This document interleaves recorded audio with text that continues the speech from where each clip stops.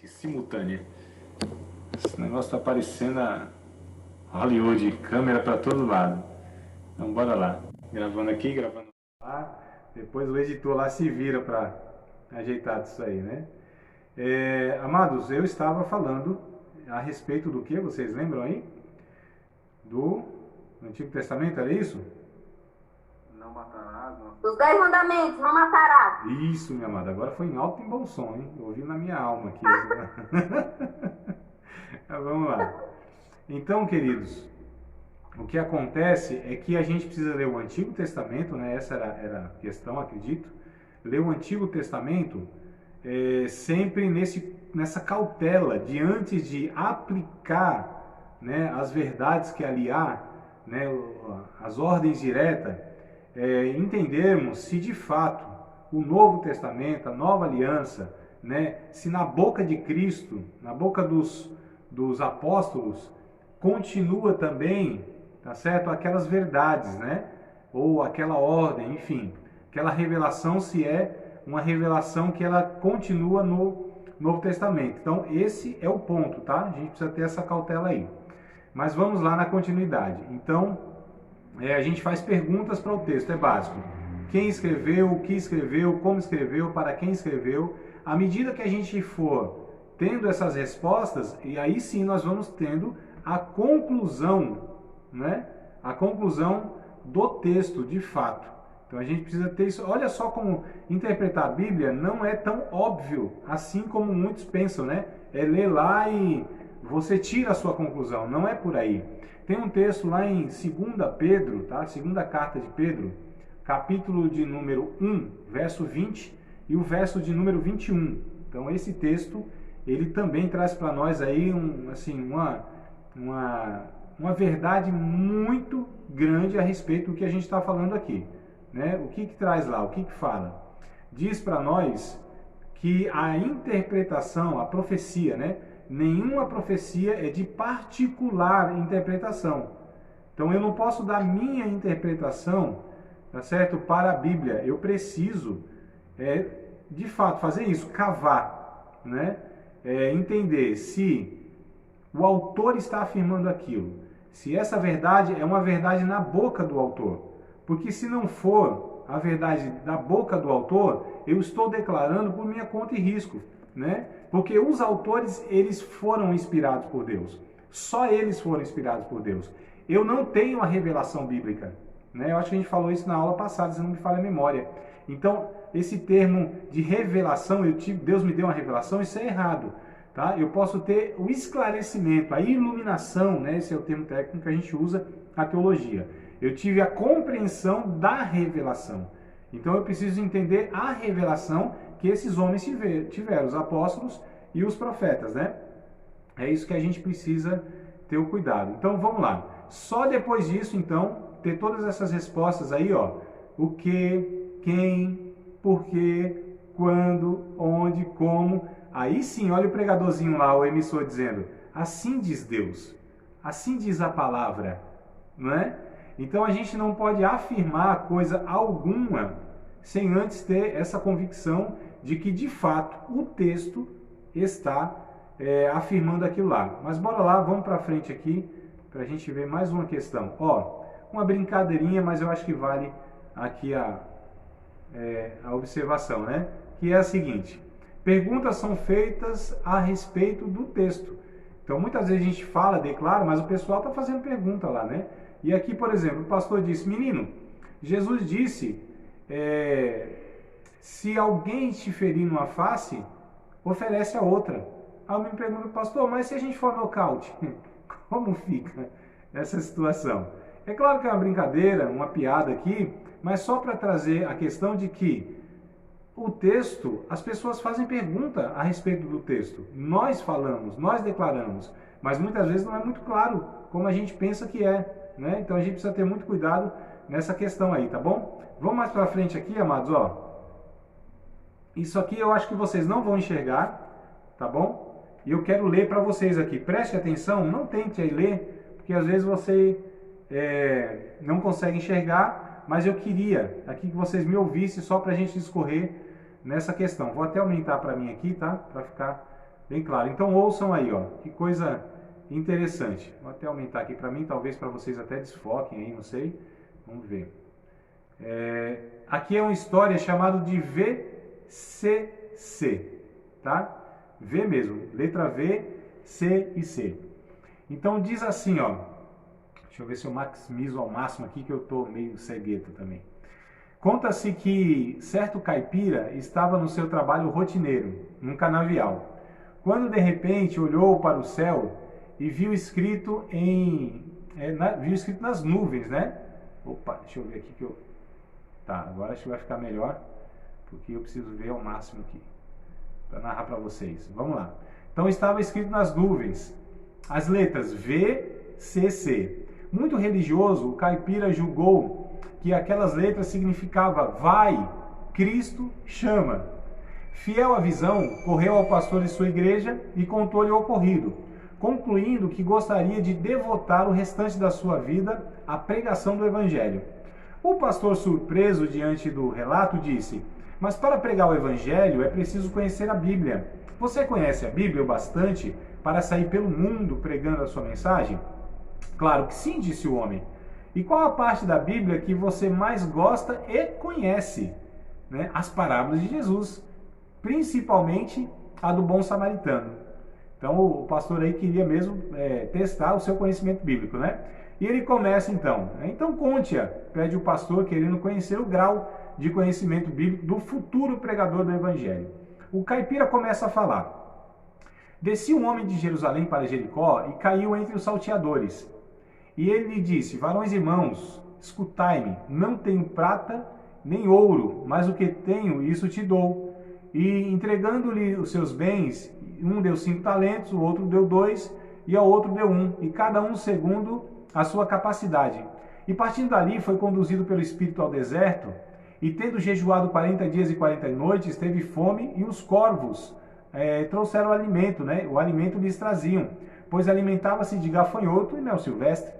Sucedeu que, indo andando, eis que um carro de fogo ocultou da vista de todos. A rainha de Sabá viu isso e disse: não me contaram nem a metade. Depois disso, ele foi até a casa de Jezabel, a mãe dos filhos de Zebedeu, e disse: tiveste 5 maridos, e o homem que agora tens não é teu marido. E olhando ao longe, viu a Zaqueu pendurado pelos cabelos numa árvore, e disse: desce daí, pois hoje almoçarei na tua casa. Veio Dalila e cortou-lhe os cabelos, e os restos que sobraram foram 12 cestos para alimentar a multidão. Portanto, não andeis inquietos, dizendo: que comemos ou que comeremos? Pois o vosso Pai Celeste sabe bem das necessidades de todas essas coisas. E todos que ouviram se admiraram da sua doutrina. O caipira, entusiasmado, olhou para o pastor e perguntou: e então, estou pronto para pregar o evangelho? Olha, meu filho, disse o pastor, eu acho que aquelas letras no céu não significava vai, Cristo chama. Antes deveriam ser lido vai cortar cana. Moral da história: o conhecimento superficial pode causar muita, mas muita confusão. Então, queridos, deixa eu ver a cara de vocês aqui, que eu ocultei aqui, só para a gente ver o que está acontecendo com vocês aí, se está tudo certo. Deu para ouvir tranquilo aí, né? A narrativa toda, tudo. Então, olha só, mas vou até tirar aqui o fone se vocês quiserem falar alguma coisa. Vocês perceberam a confusão doida que o cara fez? Ele pegou um texto... Diga, Gabriel, se quiser falar, fale, meu mano. Não, é interessante que ele fala um monte de coisa aleatória, né? E no final ele fala uma coisa certa, uma coisa verdadeira. E a gente vê assim e brinca, só que, por exemplo, tem um pregador, eu vejo algumas coisas dele, é David Leonardo. Ele fala muita coisa verdadeira, muita coisa real, no meio de um monte de heresia. E aí fica difícil de você ir lá e bater de frente e falar, porque algumas coisas estão certas. E aí as pessoas estão olhando e, mas tá... Aí no meio fala um monte de heresia, um monte de coisa ridícula. Então é um exemplo perfeito disso. Tem uma coisa que faz sentido. Sim. Só que o resto está completamente errado e isso é muito perigoso. Exato. Esse cara é o maior pregador dos jovens. O canal dele é o maior canal de pregação do mundo. Conheço o Dito Cujo. Infelizmente, né, o pessoal não tem critério para fazer, não tem maturidade bíblica, teológica, e não tem filtro, né, não tem critérios, não tem maturidade para você ouvir alguma coisa e detectar que naquela fala há muitas coisas incoerentes. Porque o cara cita um texto bíblico, fala alguma coisa, né, faz essa mistura, porque assim, a heresia, o ensino equivocado, não é que ele é 100% do começo ao fim de uma fala de 50 minutos ou 1 hora.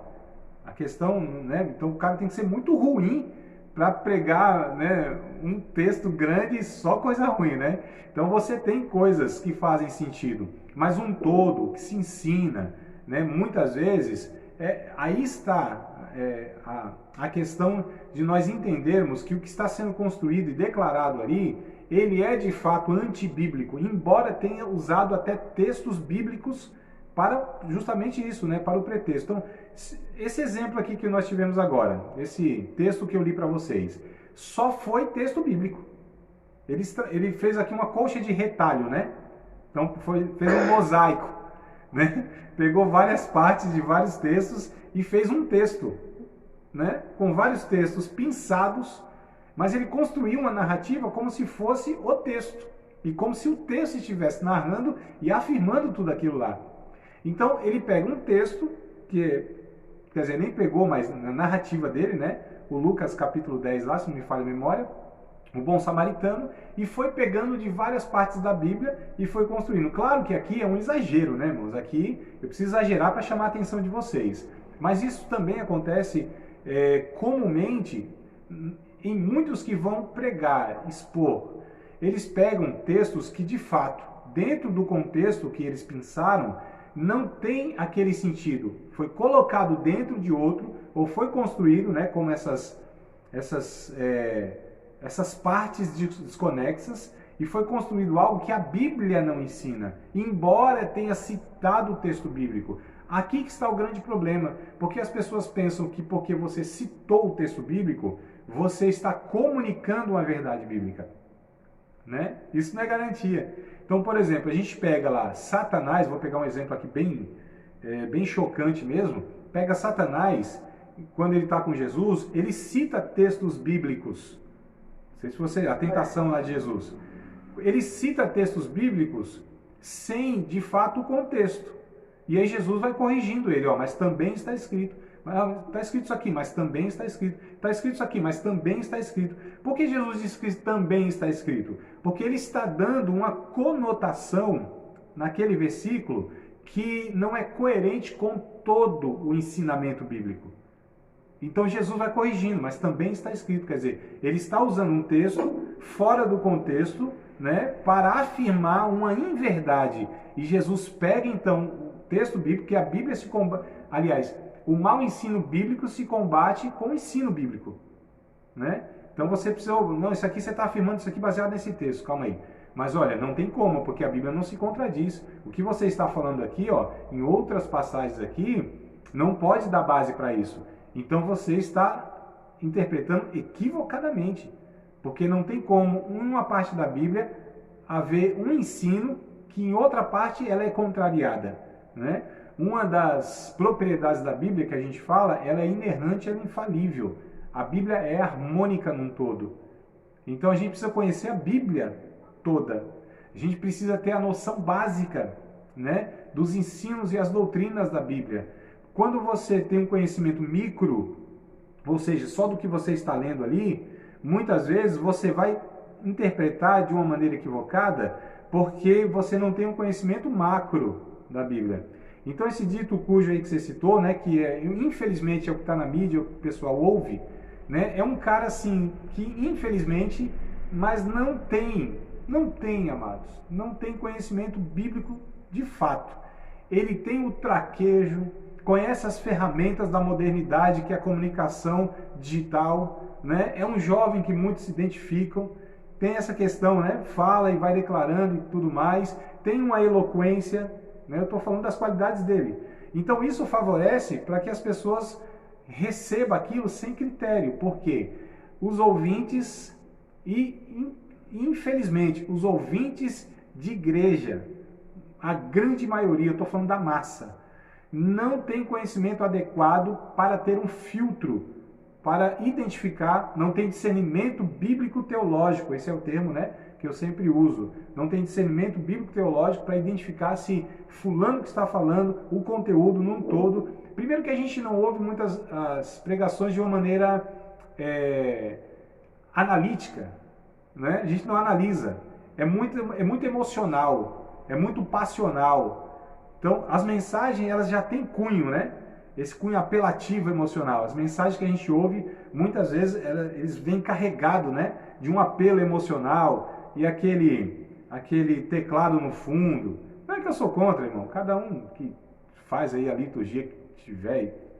Mas todo um ambiente, muitas vezes, ele é criado, né, justamente para levar a pessoa a estar se envolvendo ali muito mais emocionalmente do que racionalmente. E isso é um problema, porque a comunicação de Deus, ela é por via do entendimento, por via do lógico, da compreensão, tá certo? Atinge as emoções, os afetos, fato, é o ser humano completo. Mas ela precisa ser recebida como um entendimento. E aí é preciso você usar a massa cinzenta, o córtex frontal, né, a cuca, o cérebro, o cabeção, e inclusive isso, a mente de Cristo, né, para que a gente possa receber essa palavra e a gente possa ser transformado nesse entendimento. E infelizmente a gente não tem nem de um lado e nem de outro, muitas vezes, todas essas ferramentas que a gente está falando aqui. É por isso que essa matéria, ela é essencial, irmãos. Não digo nem fundamental, não. Essencial para que a gente estude Bíblia, estude teologia. Essa é a matéria, para mim, que é divisor de águas do estudante de teologia, porque é a partir daqui que a gente vai manuseando a nossa regra de fé e prática, a nossa fonte de estudo, né, o que nos norteia em todo o pensamento, que é a Bíblia Sagrada. Então a gente vai construindo aí pouco a pouco. Aqui eu só estou na segunda aula ainda, talvez até ainda um pouco introdutório, mas a gente vai ver aí que isso aqui vai fazer toda a diferença. Bora lá ou vocês têm alguma coisa a comentar? Calma aí, deixa eu fechar aqui para vocês não ficarem curiosos e ficar olhando para o slide. Posso continuar aqui? Vocês me autorizam? Querem fazer o comentário? Como que está a situação? Deixa eu ver aqui. Tranquilo? Posso ir? Adiante? Vamos? Então vamos nós. É que eu estou empolgadão aqui, eu tenho tanta coisa para falar para vocês. Nem sei se atropelei o Gabriel aí. Bora nós aí. Opa! Pronto, agora sim. Vamos aqui, ó. Vocês estão conseguindo visualizar aí? Esses são os passos, tá? Observação, interpretação e aplicação. Então é isso que se deve fazer, tá? Primeiro observa. O que é observação? Preste atenção, não leia não nenhum quadrinho aí. Eu quero que vocês de fato absorvam o que eu estou falando aqui. Eu vou repetir muitas vezes o que eu estou falando aqui, porque isso tem que ficar fixado na nossa mente, tá? Então, observação, o que nós fizemos nos dois textos. Observação é leitura, observar o que está escrito. Vamos fazer a leitura, vamos compreender o texto, na gramática, tá? Expressões. Então, observação.